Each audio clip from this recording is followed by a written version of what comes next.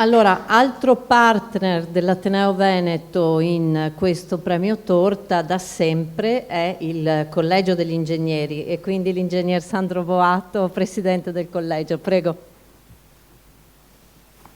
Buongiorno, buongiorno a tutti, grazie Silva, grazie all'Ateneo e in particolare alla sua presidente Magaraggia per l'organizzazione di questo evento.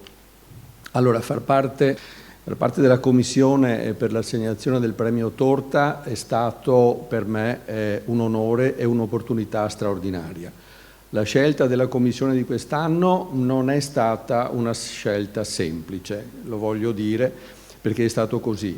Ricordo che in altre edizioni, anche l'ultima alla quale pure ho partecipato, vi era stata una, chiamiamola, naturale convergenza della Commissione verso un intervento ritenuto particolarmente significativo, particolarmente importante per il contesto cittadino, per la città, per cui appunto ci si era accomunati verso un parere comune. Quest'anno non è stato così, ma c'è stata una discussione vivace e articolata e di grande interesse, devo dire, all'interno della Commissione, che per me ha rappresentato davvero un arricchimento culturale e umano.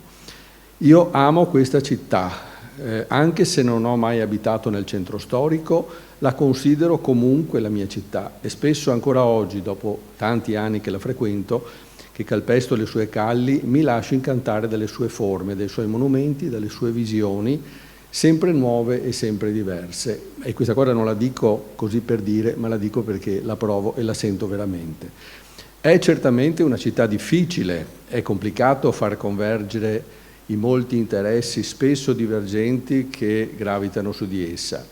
E mi dispiace assistere alle continue polemiche sui 1000 problemi che la affliggono.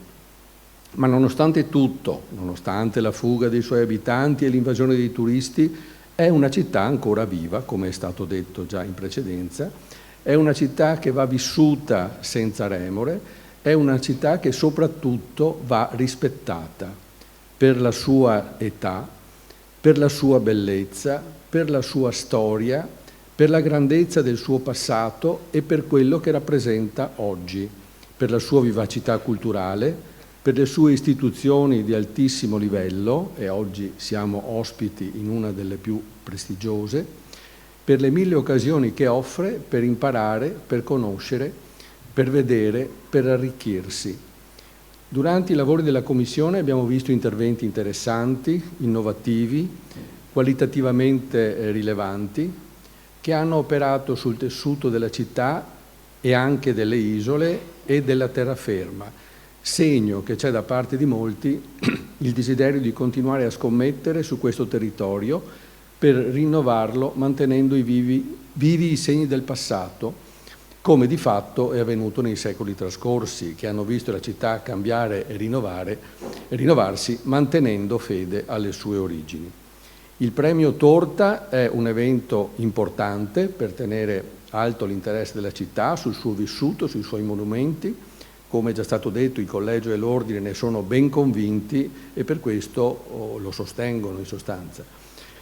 Questa iniziativa che il prossimo anno festeggerà i 50 anni e quindi, come è stato detto, saremo, io mi auguro, tutti di nuovo qui a festeggiare questo importante traguardo che ha raggiunto questo premio per garantirne anche il suo futuro.